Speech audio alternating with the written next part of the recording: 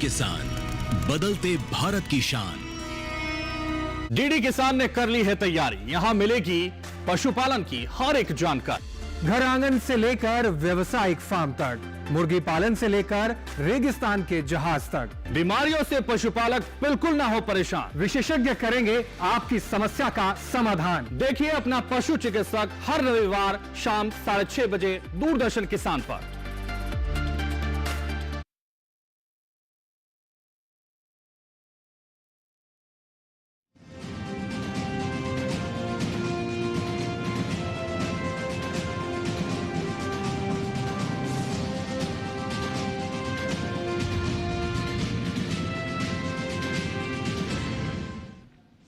नमस्कार, स्वागत है आपका किसान समाचार में। मैं हूं रेशमा आपके साथ। आइए नजर डाल लेते हैं इस वक्त की हेडलाइंस पर।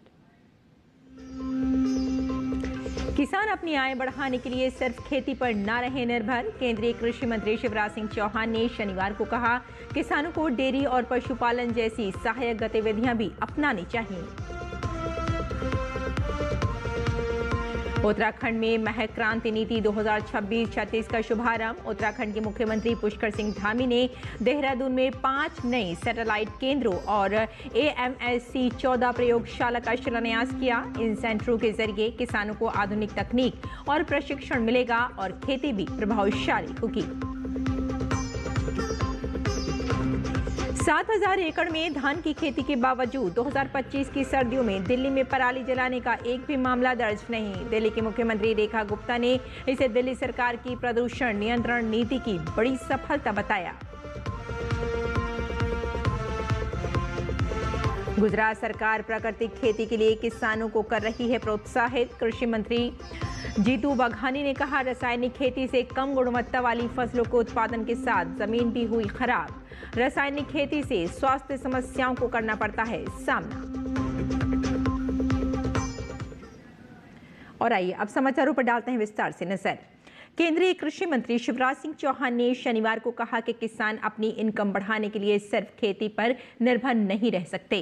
किसानों को डेयरी और पशुपालन जैसी सहायक गतिविधियां अपनानी चाहिए। विदिशा में नेशनल डेयरी रिसर्च इंस्टीट्यूट द्वारा आयोजित किसान संगोष्ठी में बोलते हुए कृषि मंत्री ने ST और SC किसानों सहित किसानों की एक बड़ी सभा को बताया कि स्थायी कमाई के लिए विविधीकरण जरूरी है। शिवराज सिंह चौहान ने कहा कि आज के समय में किसान अपनी आय बढ़ाने के लिए सिर्फ खेती पर निर्भर नहीं रह सकते, दूसरी गतिविधियां भी अपनानी चाहिए। दूध उत्पादन और गाय पालन बहुत मदद करेगा, खासकर उन किसानों के लिए जिनके पास छोटी जमीन है। उन्होंने कहा कि पशुपालन ग्रामीण आय बढ़ाने का एक असरदार तरीका साबित हुआ है। NDRI वर्कशॉप इस सेंटर में किसानों को खास ट्रेनिंग दे रही है। हमारे NDRI के वैज्ञानिक, जिला प्रशासन के मित्र, लखनऊ के पशुपालन और डेयरी मंत्री है, उनकी टीम, ये कैसे हमको गाय भैंस को ढंग से संभालना चाहिए, पालना चाहिए ताकि वो अधिकतम दूध दे, उसके बारे में दिन भर आपको अलग अलग चीजें बताएंगे, समझाएंगे। वो बताने और समझाने का विषय मेरे पास नहीं है, लेकिन वैज्ञानिक तरीके से डेयरी कैसे चले, बकरी पालन कैसे हो, मुर्गी पालन कैसे हो, क्योंकि आमदनी बढ़ाना तो ये काम करने पड़ेंगे,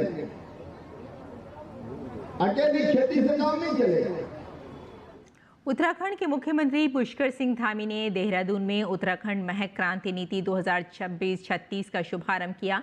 इस अवसर पर 5 नई सैटेलाइट सेंटरों और AMSC 14 प्रयोगशाला का शिलान्यास किया गया, जबकि सैटेलाइट सेंटर भाऊवाला का लोकार्पण भी किया गया। इन सेंटरों के जरिए किसानों को आधुनिक तकनीक और प्रशिक्षण मिलेगा, जिससे उनकी खेती और भी प्रभावशाली होगी। मुख्यमंत्री ने कहा कि ये नीति किसानों के लिए लाभकारी साबित होगी और उन्हें सीधे तौर पर फायदा मिलेगा।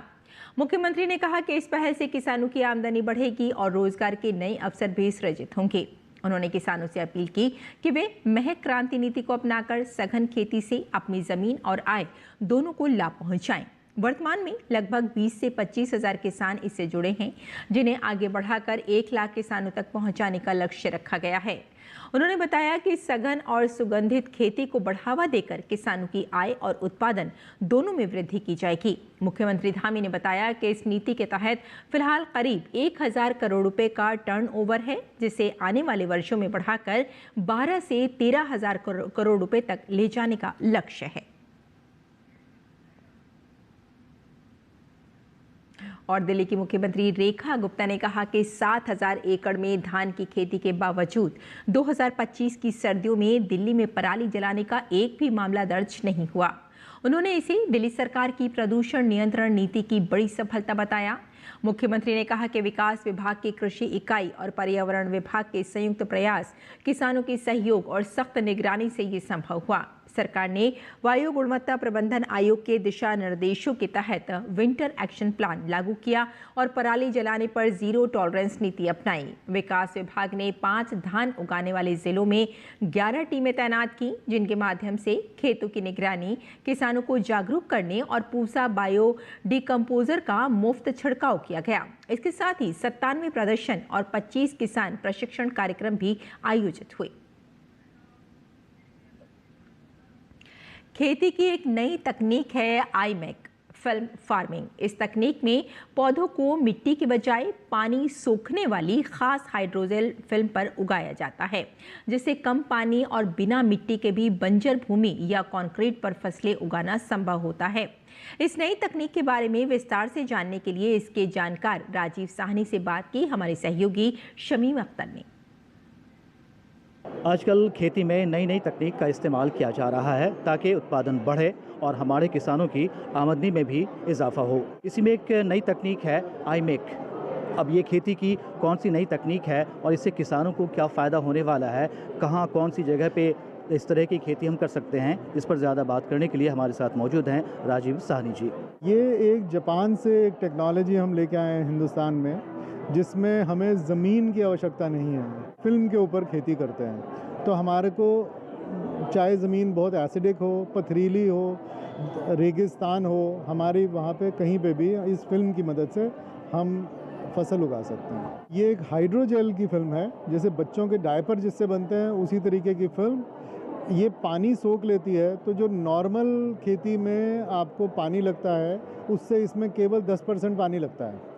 ये प्रोटेक्टेड कल्टीवेशन में है, तो यानी कि पॉली हाउस के अंदर हम इसको उगाते हैं। ये खेती कहीं पे भी आप कर सकते हैं जहाँ पे हमें एक सरफेस मिले, चाहे कंक्रीट मिले, आप इसको रेगिस्तान में कर सकते हैं, किसी बंजर ज़मीन में कर सकते हैं, क्योंकि और उपजाऊ ज़मीन में भी अगर किसी ने ये पॉली हाउस से खेती करनी है तो हम उनको एक हाई वैल्यू क्रॉप सजेस्ट कर रहे हैं कि वो लगाएं ताकि उनकी आमदनी बढ़ सके। करता है क्या प्रोसेस होता है इसका, क्या किसानों को अगर कोई करना चाहे उनको क्या करना पड़ता है?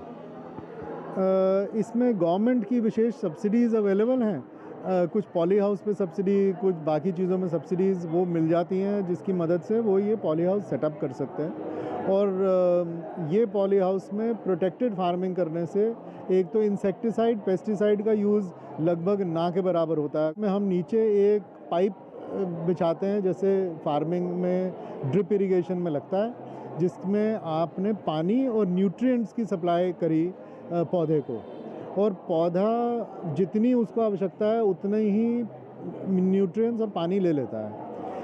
इसमें एक और अच्छा फ़ायदा ये है कि ये फसल हम बहुत ही पास पास उगाते हैं। नॉर्मल खेती आप पौधे 1-1.5 फुट का फासला रखते हैं एक पौधे और दूसरे में, ये 6 इंच की दूरी पे उगाया जा रहा है। अगर हम प्रोडक्शन की बात करें तो इसमें पैदावार कैसी होती है? तो ये जो टमाटर की वैरायटी हम बात कर रहे हैं, ये एक पौधे से 2 से 2.5 किलो टमाटर मिलता है, और ये साल की फसल है, यानी कि आपको हर 3-4 महीने में फसल नहीं बदलनी, तो एक ही क्रॉप पूरे साल चलेगी, और इसमें लगभग 2 से 2.5 किलो टमाटर एक क्रॉप में निकलेगा।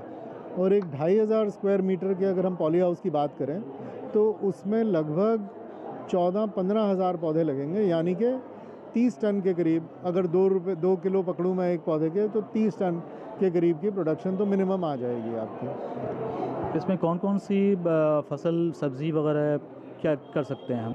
सर, इसमें फसल तो कुछ भी उगाई जा सकती है। आप लेटस उगा सकते हैं, बेल पेपर उगा सकते हैं, सीडलेस क्यूकम्बर या कुछ भी क्रॉप, सो चेरीज़, स्ट्रॉबेरीज़ तो उगाया तो कुछ भी जा सकता है। इसमें आप फार्मिंग 2 लेयर में भी कर सकते हैं। हम नीचे की एक लेयर में स्ट्रॉबेरी लगा दें फॉर इंस्टेंस, तो हम 2.5-3 फुट ऊपर एक और स्लैब बना लें जिसके ऊपर हम टमाटर की वैरायटी लगाएं। ये हम टमाटर इसलिए बोल रहे हैं क्योंकि ये हाई वैल्यू क्रॉप है और ये 100 रुपये किलो से ऊपर की इसकी सेल होगी। यह फिल्म कितने दिन काम करता है? ये हाइड्रोजेल फिल्म 1 साल के लिए काम करेगा और 1 साल के बाद आपको फिल्म चेंज करनी होगी। और ये फिल्म जो है, इसमें सबसे बड़ी खूबी क्या है कि ये एक साइड से बिल्कुल इसमें कोई होल नहीं है, मतलब छेद नहीं है, तो इसमें कोई कीटाणु ऊपर नहीं आ सकते, तो फसल में कीड़ा नहीं लगता है। और ऊपर उसके अंदर माइक्रोपोर्स हैं जिससे खाली पानी और तत्व, जो पोषक तत्व हम डाल रहे हैं, बस वो पौधे को मिल सकते हैं। कम लागत में अच्छा उत्पादन, ये नई तकनीक है जिसे सरकार भी बढ़ावा दे रही है। कैमरा पर्सन अनिकेत के साथ किसान समाचार के लिए मैं शमीम अख्तर, पूसा, दिल्ली। और गुजरात सरकार में मंत्री जीतू वघानी ने शनिवार को बताया कि प्रधानमंत्री नरेंद्र मोदी के नेतृत्व में प्राकृतिक खेती करने के लिए किसान भाइयों को प्रोत्साहित किया जा रहा है। उन्होंने कहा कि रासायनिक खेती से कई तरह के नुकसान हुए हैं। इससे कम गुणवत्ता वाली फसलों के उत्पादन के साथ जमीन भी खराब हुई है। इसके अलावा रासायनिक खेती से प्राप्त अनाज खाने से स्वास्थ्य संबंधी कई समस्याओं का सामना करना पड़ता है। जीतू वघानी ने कहा कि हाल ही में गुजरात में एक यूनिवर्सिटी की तरफ से एक शोध में बताया गया कि कैसे प्राकृतिक खेती से प्राप्त होने वाली फसल रासायनिक खेती से प्राप्त होने वाली फसल से अलग है।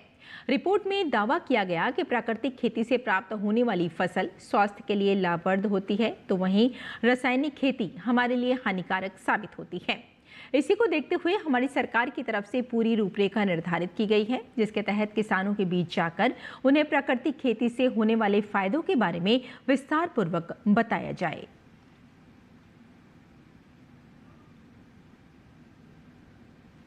उत्तर प्रदेश ग्रामीण आजीविका मिशन के तहत लोगों को विभिन्न प्रकार का प्रशिक्षण दिया जा रहा है। इसी कड़ी में कृषि विज्ञान केंद्र गाजियाबाद परिसर में agriculture finance corporation of India द्वारा स्वयं सहायता समूह की सखियों का 4 दिवसीय प्रशिक्षण आयोजित किया गया। प्रशिक्षण में रिसोर्स पर्सन अब्दुल कादिर ने ग्रुप गठन की तो गौरव त्यागी ने आजीविका मिशन की जानकारी प्राप्त की। केंद्र प्रभारी अधिकारी डॉक्टर प्रमोद कुमार द्वारा आजीविका हेतु विभिन्न मॉडलों जैसे मुर्गी पालन और डेयरी नर्सरी को अपनाकर इनकम बढ़ाने की सलाह दी गई। डॉक्टर सरिता जोशी ने food processing, doctor Pallavi Chaudhary ने सब्जी उत्पादन, डॉक्टर आकांक्षा सिंह ने वर्मी कंपोस्ट, मंजू यादव ने डेयरी उत्पादन, महिला किसान मंजू कश्यप ने एकीकृत खेती पद्धति मॉडल, युवा कृषक आकांक्षा सिंह ने जैविक खेती की जानकारी दी, तो ममराज प्रधान ने देसी मुर्गी पालन की जानकारी दी। भारत में राष्ट्रीय जलमार्गों पर यातायात में इस वर्ष पिछले वर्ष के मुकाबले 5 गुना की ऐतिहासिक बढ़ोतरी दर्ज की गई है। ये जानकारी बंदरगाह और जलमार्ग मंत्री सर्बानंद सोनोवाल ने लोकसभा में दी है। उन्होंने बताया कि वर्ष 2024-25 में नदियों के रास्ते सफर करने वाले यात्रियों की संख्या 7.64 करोड़ तक पहुंच गई, जबकि पिछले वित्त वर्ष 2023-24 में ये आंकड़ा 1.61 करोड़ था। वहीं राष्ट्रीय जल मार्गों से पिछले 5 वर्षों में माल ढुलाई भी दोगुनी हो गई है। जल मार्ग से 2020-21 में जहां 8.36 करोड़ टन माल का परिवहन हुआ, वहीं 2024-25 में यह आंकड़ा बढ़कर 14.584 करोड़ टन पर पहुंच गया। जलमार्ग मंत्री ने बताया कि सरकार ने अंतर्देशीय जल परिवहन बढ़ाने के लिए 3 साल के लिए जलवाहक योजना शुरू की है और इस योजना पर 2024-25 से 2026-27 तक 95.42 करोड़ रुपए खर्च किए जाने हैं। इसके तहत जलमार्गों पर माल ढुलाई करने वाले कार्गो मालिकों को उनके वास्तविक परिचालन खर्च का 35% तक वित्तीय प्रोत्साहन दिया जाता है। केंद्र शासित प्रदेशों में जल यातायात का जिक्र करते हुए बताया गया कि लक्षद्वीप में 2023-24 में 3,40,447 यात्रियों ने जहाज़ों से यात्रा की थी, जबकि 2024-25 में ये संख्या बढ़कर 3,55,612 हो गई। वहीं माल ढुलाई भी 23,379.36 मीट्रिक टन से बढ़कर 37,039.40 मीट्रिक टन पहुंच गई।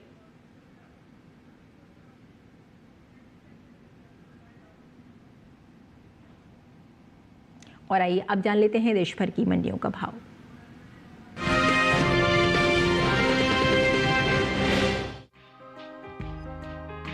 कृषि उपज मंडियों में शनिवार को गेहूं के सौदे उठापटक के साथ हुए। वहीं कुछ मंडियों में इस दौरान गेहूं के सौदों में कोई फेरबदल नहीं हुआ। एग मार्केट के अनुसार मध्य प्रदेश के इंदौर मंडी में गेहूं की खरीद अच्छी खासी बढ़त के साथ हुई। यहाँ 12 दिसंबर को इसका भाव रहा 2,550 रुपए, जो कि 13 दिसंबर को 290 रुपए उछलकर 2,840 रुपए हो गया। गुजरात की राजकोट मंडी में 12 दिसंबर को गेहूं का भाव रहा 2,630 रुपए, जो कि 13 दिसंबर को 30 रुपए चढ़कर 2,660 रुपए पर पहुंच गया। उत्तर प्रदेश की लालगंज मंडी में इस दौरान गेहूं का कारोबार स्थिर भाव पर हुआ। यहाँ 12 और 13 दिसंबर को इसकी खरीद बिना किसी फेरबदल के साथ 2,450 रुपए पर हुई। जबकि राजस्थान की बस्सी मंडी में गेहूं के सौदे कमजोरी के साथ हुए। यहाँ 13 दिसंबर को इसका भाव 15 रुपए टूटकर 2,470 रुपए से 2,455 रुपए पर आ गया।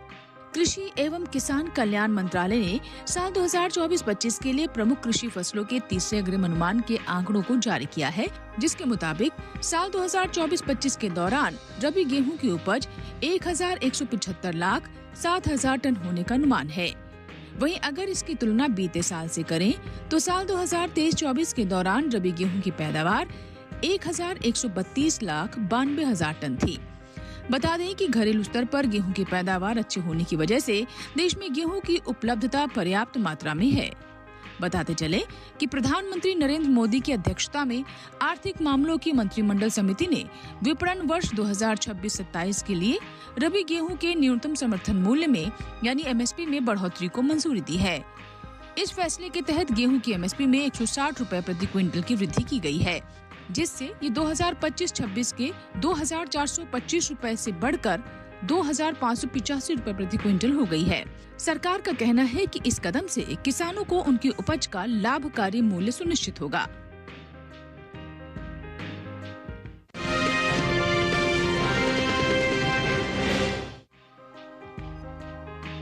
शनिवार को ज्यादातर मंडियों में टमाटर के सौदे बढ़त के साथ हुए, जबकि कुछ मंडियों में इसके भाव थमे रहे। एग मार्केट के मुताबिक पंजाब की गढ़शंकर मंडी में टमाटर के कारोबार में अच्छा उछाल दर्ज किया गया। यहाँ 12 दिसंबर को टमाटर का भाव 3,000 रुपए था, जो 13 दिसंबर को 200 रुपए उछलकर 3,200 रुपए हो गया। गुजरात की राजकोट मंडी में भी इस दौरान टमाटर के सौदों में बढ़ोतरी देखने को मिली। यहाँ 12 दिसंबर को टमाटर की कीमत 3,250 रुपए थी, जो 13 दिसंबर को 175 रुपए बढ़कर 3,425 रुपए क्विंटल हो गई। उत्तर प्रदेश की हाथरस मंडी में टमाटर के भाव में मजबूती का सिलसिला जारी रहा। यहाँ 12 दिसंबर को टमाटर का भाव 2,650 रुपए था। 13 दिसंबर को इसके सौदे 50 रुपए चढ़कर 2,700 रुपए पर हुए।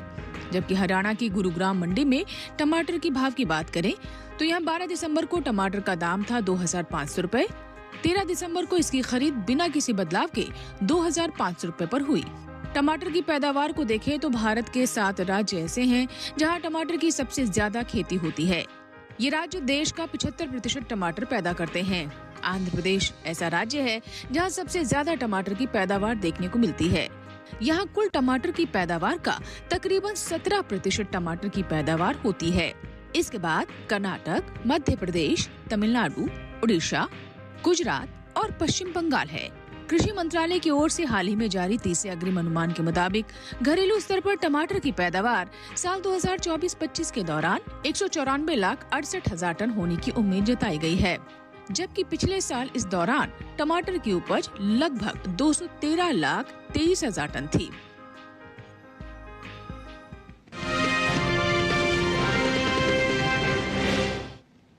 और किसान इस मौसम में कैसे रखें अपनी खेती का ख्याल, आइए जान लेते हैं। नमस्कार, आप देख रहे हैं डीडी किसान। मैं हूं एआई कृष और आज हम भारत के विभिन्न राज्यों में होने वाली खेती किसानी से संबंधित सलाहों के बारे में पूरी जानकारी देंगे। कोंकण इलाके में अगले कुछ दिनों तक मौसम शुष्क रहने का अनुमान है। ऐसे में किसान पकी हुई सुपारी की तुड़ाई जारी रखें। यहाँ सरसों की बुवाई का काम पूरा करें और नए लगाए गए बागों, सब्जियों और नर्सरी में जरूरत के अनुसार सिंचाई करें। कोंकण इलाके में इस समय कुल्थी, लोबिया, स्वीट कॉर्न और बेबी कॉर्न में निराई गुड़ाई जैसे अंतर्वर्तीय कार्य करें। 1 महीने पुरानी मिर्च, बैंगन और टमाटर की फसलों में संतुलित मात्रा में यूरिया का प्रयोग करें। कुल्थी और लोबिया में रस चूसक कीट दिखें तो समय पर नियंत्रण के उपाय करें। मध्य महाराष्ट्र में भी मौसम शुष्क बना हुआ है, इसलिए कपास की चुनाई जारी रखें और गेहूं की बुवाई का काम पूरा करें। कुछ इलाकों में ठंडी लहर के कारण गेहूं की बढ़वार प्रभावित हो सकती है। ऐसे में किसान शाम के समय हल्की सिंचाई करें और ठंड के दौरान खेत में खाद न डालें। चना जैसी संवेदनशील फसलों को ठंड से बचाने के लिए थायोयूरिया का छिड़काव करें और शाम के समय सिंचाई दें। अंगूर, अनार और अन्य बागों में ठंड से बचाव के लिए पुआल, सरकंडा, पॉलीथीन या जूट की बोरियों का इस्तेमाल करें। केले की फसल में भी ठंड से सुरक्षा के उपाय अपनाएं। पिछले सप्ताह नमी के कारण प्याज में झुलसा रोग दिखे तो उसका नियंत्रण करें। मराठवाड़ा इलाके में कपास की चुनाई जारी रखें और सिंचित गेहूं की बुवाई पूरी करें। 20 से 30 दिन की गेहूं फसल में नाइट्रोजन की दूसरी खुराक दें। कोहरे के कारण अरहर में फली छेदक कीट बढ़ सकता है, इसलिए समय पर नियंत्रण जरूरी है। प्याज में माहू, जैसिड और थ्रिप्स के नियंत्रण पर भी ध्यान दें। विदर्भ में ठंडी हवाओं की संभावना को देखते हुए अरहर, चना, अलसी, कुसुम और सरसों में हल्की और बार बार सिंचाई करें। कपास की चुनाई जारी रखें और सिंचित गेहूं की बुवाई पूरी करें। समय पर बोई गई रबी ज्वार, तिलहन और दलहनी फसलों में निराई गुड़ाई करें। अरहर और कुसुम में कीट नियंत्रण के लिए नियमित निगरानी बनाए रखें। इसी तरह कृषि और किसानों से जुड़ी हर महत्वपूर्ण जानकारी के लिए हमारे साथ जुड़े रहिए और देखते रहिए डीडी किसान। धन्यवाद। मशरूम, जिसे खुम्ब भी कहा जाता है, स्वाद और पौष्टिकता से भरपूर है। इसमें काफी मात्रा में प्रोटीन पाया जाता है। अलग अलग मौसम के हिसाब से इसकी कई किस्में मौजूद हैं। खासकर उत्तर भारत के मैदानी इलाकों में सफेद बटन मशरूम, शिटाके मशरूम, धान पुआल खुम, ऑयस्टर मशरूम और दूधिया मशरूम की खेती की जाती है। अलग अलग किस्मों के कारण ही अब साल भर मशरूम की पैदावार संभव हो पाई है। एक रोचक बात यह है कि गर्मी के मौसम में पैदा होने वाला दूधिया मशरूम भारत की ही देन है। मशरूम की बुआई के लिए कंपोस्ट तैयार किया जाता है। कंपोस्ट गेहूं के भूसे या धान के पुआल, गेहूं या धान के चोकर, ammonium sulphate, urea, potash, gypsum और शीरे से तैयार किया जाता है। भूसा 1 साल से अधिक पुराना और बारिश में भीगा नहीं होना चाहिए। इस तरह तैयार कंपोस्ट की 8 से 10 इंच की परत ट्रे या थैलियों में भर दी जाती है।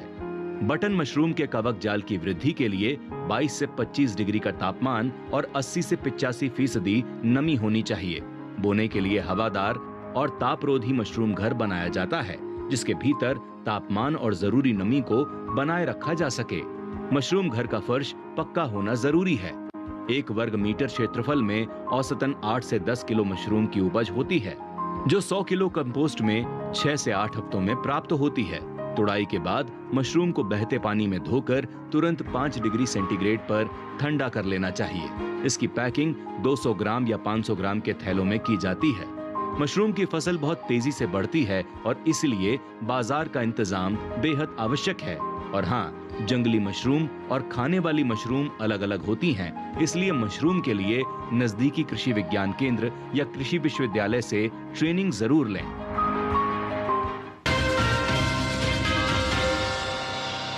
और खेती किसानी के साथ साथ आइए नजर डाल लेते हैं कुछ और महत्वपूर्ण खबरों पर। खास खबर में राष्ट्रपति द्रौपदी मुर्मू ने आज नई दिल्ली स्थित विज्ञान भवन में राष्ट्रीय ऊर्जा संरक्षण पुरस्कार समारोह में भाग लिया। इस साल से ऊर्जा संरक्षण पुरस्कारों के अंतर्गत सोशल मीडिया इन्फ्लुएंसर्स और कंटेंट क्रिएटर्स के लिए एक नई श्रेणी शुरू की गई है। राष्ट्रपति मुर्मू ने समारोह को संबोधित किया। साथ साथ ऊर्जा संरक्षण पर राष्ट्रीय चित्रकला प्रतियोगिता के विजेताओं को भी सम्मानित किया। केंद्रीय मंत्री मनोहर लाल और केंद्रीय राज्य मंत्री श्रीपद नायक भी इस मौके पर मौजूद रहे। कोलकाता के सॉल्ट लेक स्टेडियम में लियोनेल मेसी के कार्यक्रम में हुई अफरा तफरी को पश्चिम बंगाल के राज्यपाल सीवी आनंद बोस ने सिस्टम की नाकामी बताया। बोस ने आयोजक और पुलिस दोनों को दोषी ठहराया और इसे कोलकाता के खेल प्रेमी लोगों के लिए एक काला दिन बताया। दिल्ली के रामलीला मैदान में कांग्रेस की रैली पर भाजपा ने हमला बोला है। भाजपा प्रवक्ता संबित पात्रा ने आरोप लगाया कि जिस विषय पर संसद में चर्चा हो चुकी उस पर कांग्रेस की रैली है। उन्होंने कहा कि कांग्रेस की रैली घुसपैठियों को बचाने के लिए हो रही है। दिल्ली पुलिस की क्राइम ब्रांच ने नकली दवाएं बनाने वाली फैक्ट्री का भंडाफोड़ किया है। ये फैक्ट्री गाजियाबाद के लूनी इलाके में चल रही थी, जहां भारी मात्रा में स्किन से जुड़ी बीमारियों की नकली दवाएं तैयार की जा रही थी। कर्नाटक में कांग्रेस सरकार के भीतर जारी नेतृत्व संकट एक बार फिर खुलकर सामने आ गया है। कांग्रेस सरकार के अंदर कुर्सी की लड़ाई अपनी चरम पर पहुंच गई है। उप मुख्यमंत्री डीके शिव कुमार को लेकर विधायक एचए इकबाल हुसैन ने दावा किया कि डीके शिव कुमार आगामी 6 जनवरी को कर्नाटक के मुख्यमंत्री बनेंगे।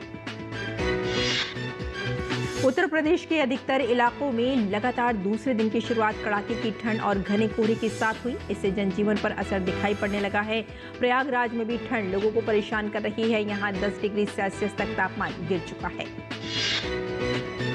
जम्मू कश्मीर के तापमान में गिरावट के साथ कश्मीर घाटी में शीतलहर जारी है। मौसम विभाग के मुताबिक कश्मीर के इलाकों में बर्फबारी के आसार हैं। वहीं जम्मू के संभाग में 19 दिसंबर तक मौसम साफ रहेगा। वहां आए पर्यटकों ने अपना अनुभव साझा किया। तो किसान समाचार में फिलहाल इतना ही। अनुमति दी। नमस्कार।